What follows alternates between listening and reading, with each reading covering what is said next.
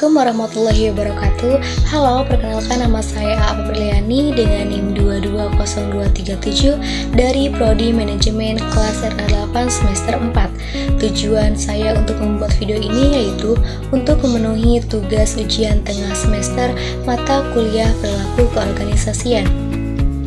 Dalam pembuatan video ini terdapat 6 materi yang akan saya presentasikan, yaitu yang pertama konsep dasar perilaku organisasi, yang kedua teori perilaku dan model perilaku organisasi, yang ketiga perilaku individu, perilaku kelompok dan pengaruh terhadap organisasi, yang keempat teori motivasi dan penerapannya dalam organisasi, yang kelima materi nilai sikap dan kepuasan kerja, dan materi keenam membangun kerja tim yang efektif.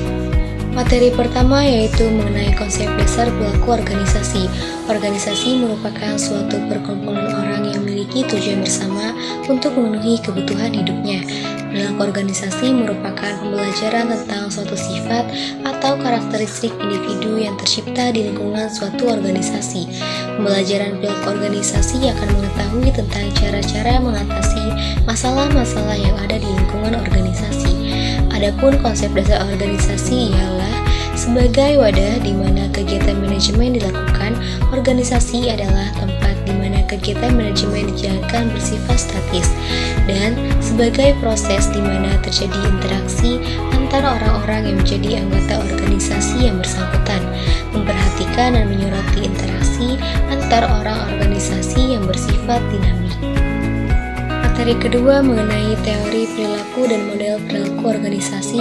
Perilaku organisasi adalah bagaimana orang bertindak dan bereaksi dalam semua jenis organisasi. Dalam kehidupan berorganisasi, orang-orang dipekerjakan, dididik, dilatih, diberi informasi, dilindungi, dan dikembangkan.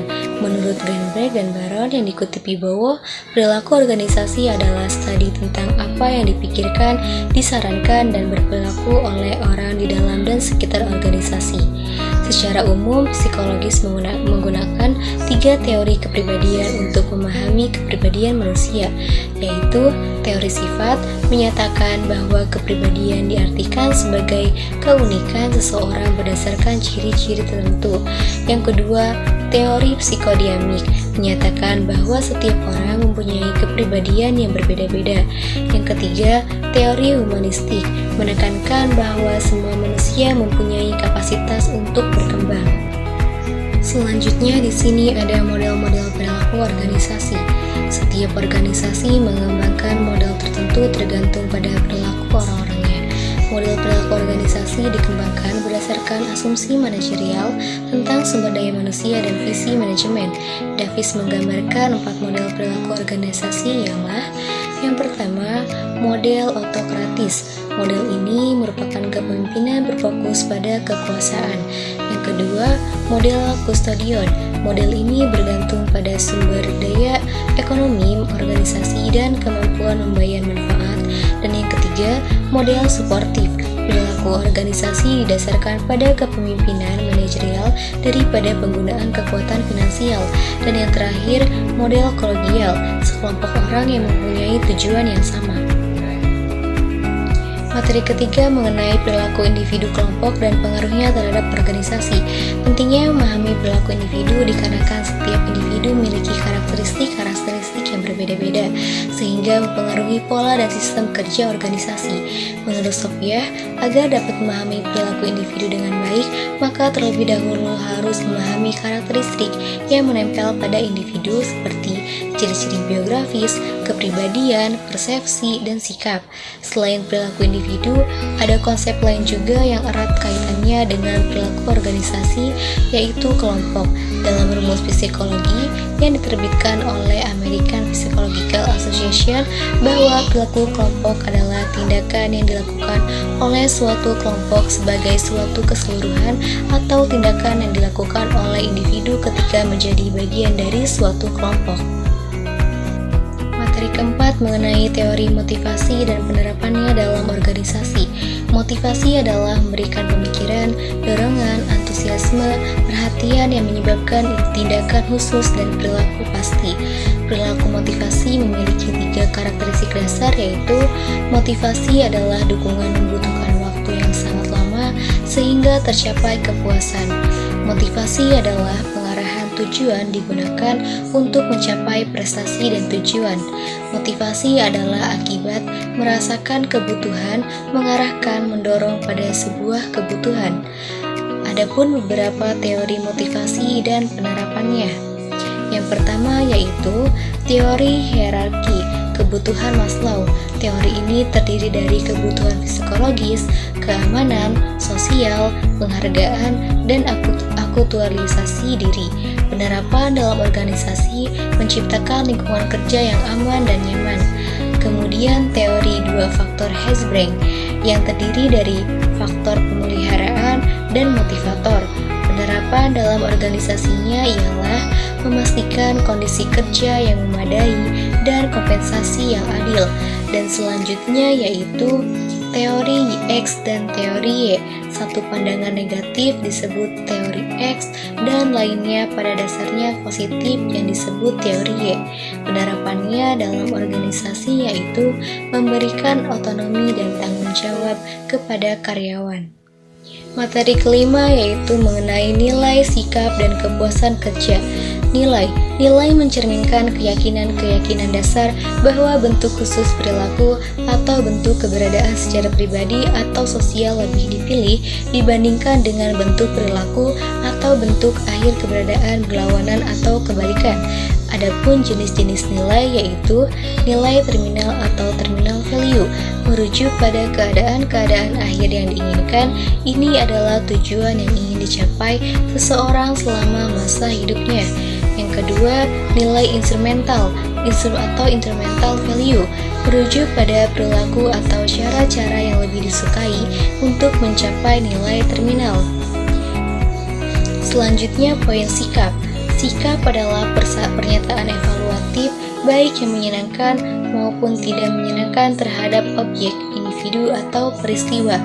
Komponen utama sikap, ada 3 komponen utama dari sikap, ialah yang pertama, komponen aktif, segmen emosional atau perasaan, suka atau tidak suka terhadap objek sikap. Yang kedua, komponen perilaku yang menyatakan niat atau berperilaku dalam cara tertentu terhadap seseorang atau sesuatu.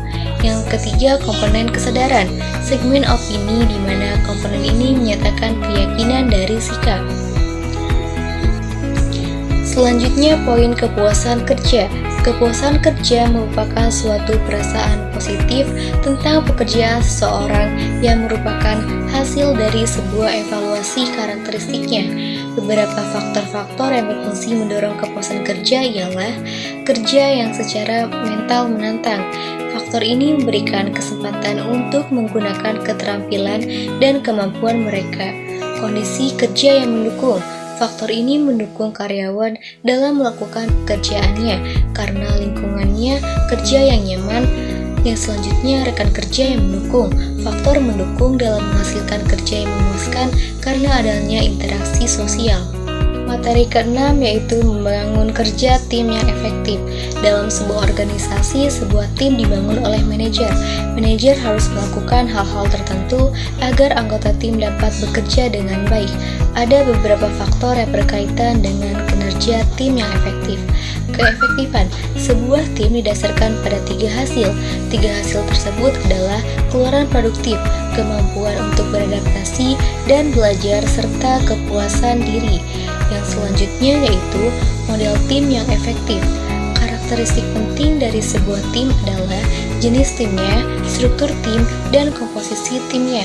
Yang selanjutnya yaitu kepemimpinan tim yang efektif, mengarahkan anggota-anggota untuk mencapai suatu tujuan. Pemimpin harus memiliki keyakinan bahwa anggota-anggota timnya membuat keputusan yang baik. Selain itu, dalam kenyataannya terdapat berbagai jenis tim. Tiap-tiap tim biasanya memiliki berbagai karakteristik yang berbeda-beda, yaitu yang pertama tim formal.